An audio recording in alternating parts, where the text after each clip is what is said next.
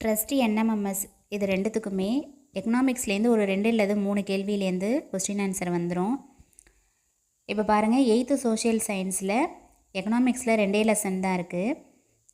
அதில் எது இம்பார்ட்டனோ அது மட்டும் உங்களுக்கு மார்க் பண்ணியிருக்கேன், அதை நல்லா பார்த்துக்குங்க.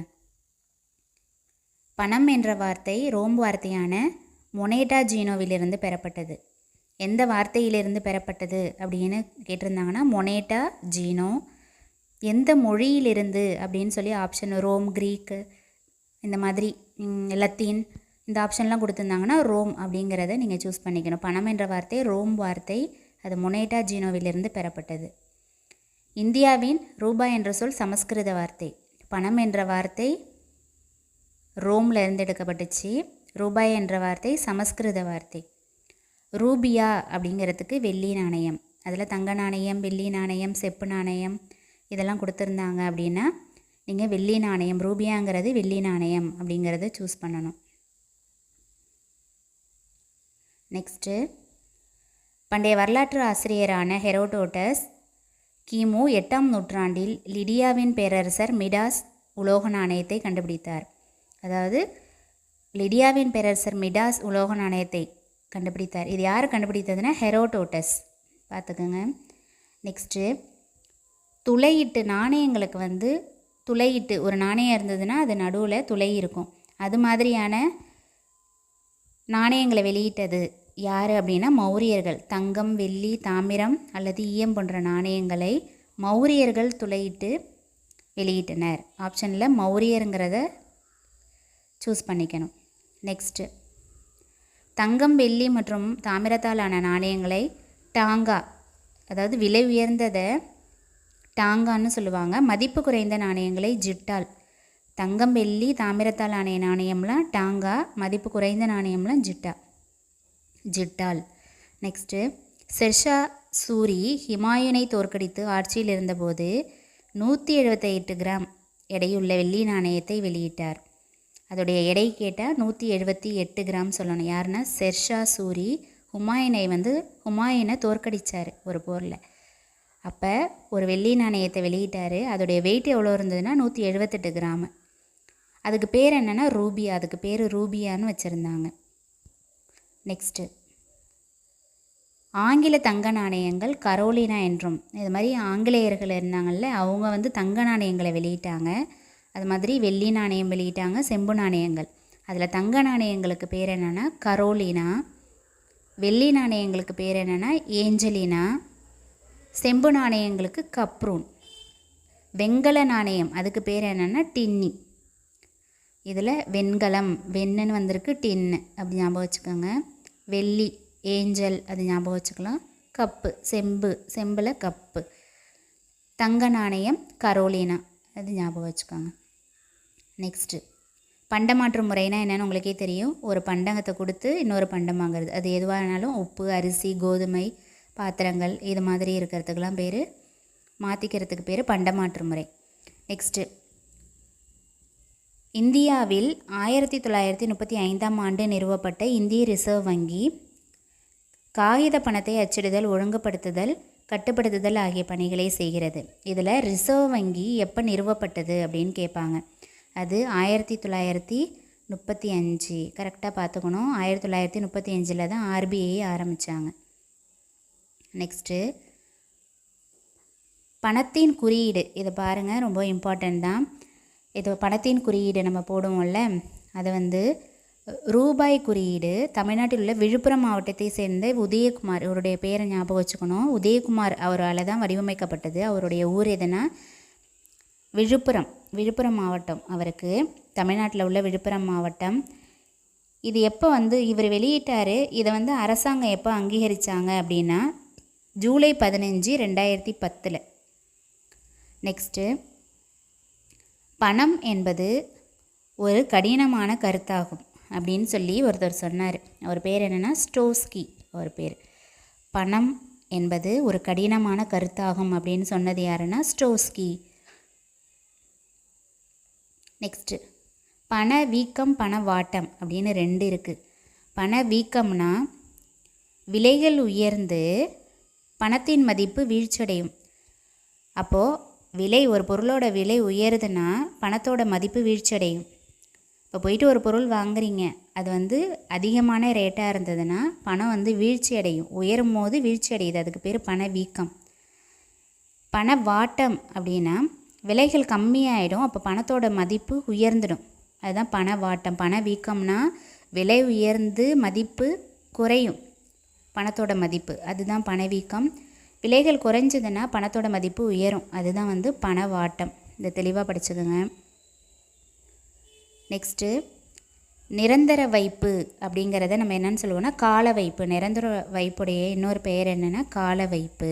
இப்படி கூட கேட்பாங்க, கால வைப்பு என்று எதனை அழைக்கலாம்? இதில் 4 ஆப்ஷன் கொடுப்பாங்க. எப்படி பாருங்கள், இதில் என்ன இருக்குது? மாணவர் சேமிப்பு கணக்கு, இல்லைன்னா சேமிப்பு வைப்பு, நடப்பு கணக்கு வைப்பு, நிரந்தர வைப்பு அப்படின்னு 4 ஆப்ஷன் கொடுக்கும்போது நீங்கள் நிரந்தர வைப்பு அப்படிங்கிறத, நடப்பு கணக்கு வைப்பு இதெல்லாம் சூஸ் பண்ணிடக்கூடாது. நிரந்தர வைப்பு அப்படிங்கிறத சூஸ் பண்ணணும். நெக்ஸ்ட்டு பணம் மதிப்பிழப்பு, அதாவது பணத்துடைய மதிப்பு இழக்கிறது. அதுதான் 2016 நவம்பர் 8ஆம் தேதி இந்திய அரசாங்கம் கருப்பு பணத்திற்கு எதிராக அனைத்து 500, 1000 நோட்டுகளை பண மதிப்பிழப்பு செய்வதாக அது அறிவித்தது. அதாவது 500 ரூபாய் நோட்டு 1000 ரூபாய் நோட்டுலாம் செல்லாதுன்னு சொன்னாங்களே, அது எந்த டேட்டில் எந்த வருஷத்தில் செஞ்சாங்க அப்படின்னா இந்த மாதம் ஞாபகம் வச்சுக்கோங்க, நவம்பர் 8ஆம் தேதியில் 2016, நவம்பர் 8, 2016. 8ஓட 2 பேருக்குன்னா 2 8 16 ஞாபகம் வச்சுக்கோங்க. நவம்பர் 8, 2016. நெக்ஸ்ட்டு கருப்பு பணம் அப்படின்னா தெரியும் உங்களுக்கே, கணக்கில் கொண்டு வராத பணம் தான் கருப்பு பணம். கருப்பு பணம் என்பது கணக்கில் கொண்டு வராத பணத்தின் ஒரு வடிவமாகும். நெக்ஸ்ட்டு இது எல்லாத்தையும் பார்த்துக்கணும். இதுலேருந்து எது சரியானது, இல்லைனா ஏதாவது ஒன்று கொடுத்து அதோடைய ஆண்டு என்ன அப்படின்னு கேட்பாங்க. சும்மா ஒரு ரீடிங் விட்டுக்கோங்க. பண மோசடி நடவடிக்கை தடுப்பு சட்டம் 2002. அடுத்தது 3வதாக இருக்கு பாருங்கள், ஊழல் தடுப்பு சட்டம் 1988. மற்றபடி மற்றதெல்லாம் கூட ரொம்ப இம்பார்ட்டன்ட் கிடையாது. பினாமி பரிவர்த்தனை தடுப்பு சட்டம் கொண்டு வரப்பட்டது ஒரு ஆண்டும், திருத்தப்பட்டது ஒன்று கொடுத்துருக்காங்க. சரி, இதோட இந்த லெசன் முடிஞ்சிருச்சு.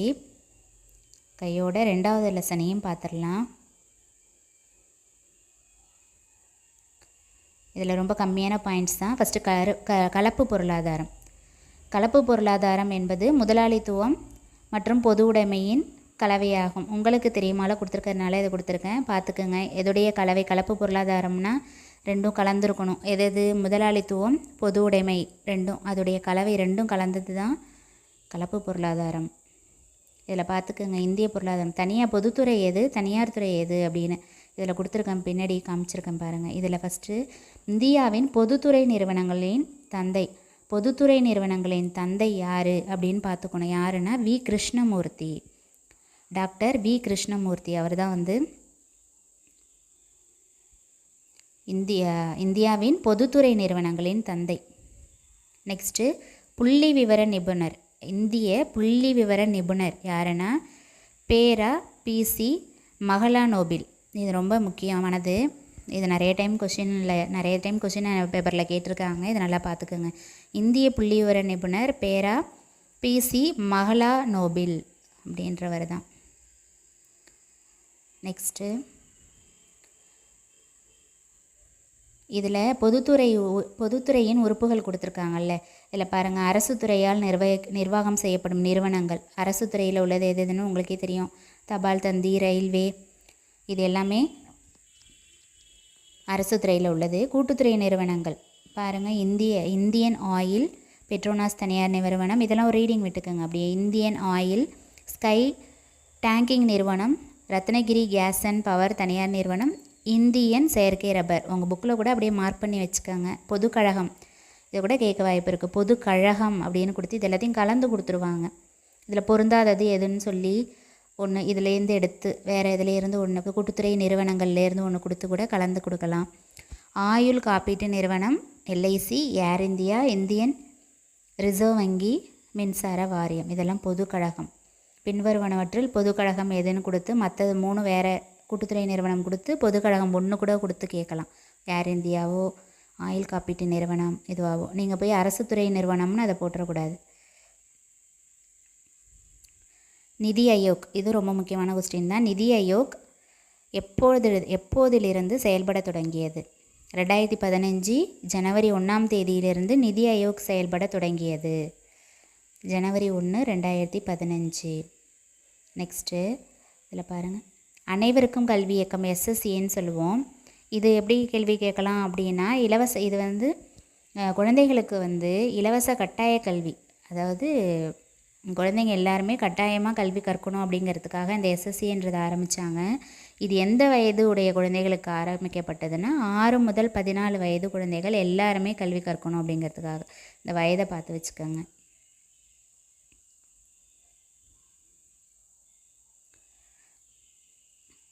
இதில் பாருங்கள், இந்திய ரயில்வேயானது அதிக அளவில் பணியாளர்களை கொண்ட பொதுத்துறை நிறுவனமாகும். இது எப்படி கேட்கலாம்? அதிக அளவில் பணியாளர்களை கொண்ட பொதுத்துறை நிறுவனம், அதாவது பொதுத்துறை நிறுவனத்தையே வேறு ஏதாவது 3 ஆப்ஷன் கொடுத்துட்டு அதில் வந்து என்ன கொடுத்துருவாங்க, ரயில்வேயும் கொடுத்துருப்பாங்க. அப்போ நீங்கள் எதை சூஸ் பண்ணால் ரயில்வே துறை. அதிக அளவில் பணியாளர்களை எங்கே வேலை அதிகமாக பார்க்குறாங்கன்னா ரயில்வேல தான் அடிக்கடி அதிகமாக ஆள் எடுப்பாங்க, அங்கே தான் அதிகமாக ஆட்கள் தேவைப்படுவாங்க. பொதுத்துறை நிறுவனங்கள்லாம் எதுன்னு பார்த்துக்குங்க. என்எல்சி, செயில், பிஎஸ்என்எல். இந்த சைடு தனியார் துறை நிறுவனம்னா உங்களுக்கே தெரியும், அசோக் லேலேண்ட், டிவிஎஸ் மோட்டார்ஸ், டாடா ஸ்டீல், இதெல்லாம் தான் தனியார் நிறுவனம். நெக்ஸ்ட்டு, மார்ச் 1950 அமைச்சரவை தீர்மானத்தால் திட்டக்குழு, இந்த திட்டக்குழு அப்படிங்கிறது இருக்குதுல்ல, அது வந்து ரொம்ப முக்கியமானது. அது வந்து எப்போ வந்து எந்த தீர்மானத்தால் அமைக்கப்பட்டது, எந்த வருஷம் அப்படிங்கிறத பார்த்துக்கோங்க.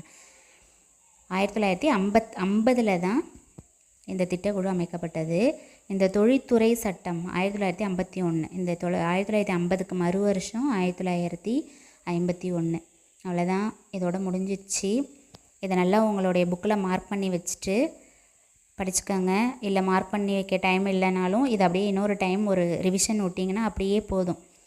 நல்லா பார்த்துட்டு போனீங்கன்னா எக்ஸாமுக்கு ஈஸியாக இருக்கும். அடுத்தது சிவிக்ஸ் பார்க்கலாம், அடுத்த இதில் குடிமையியல் பார்க்கலாம். நல்லா ப்ரிப்பேர் பண்ணுங்கள்.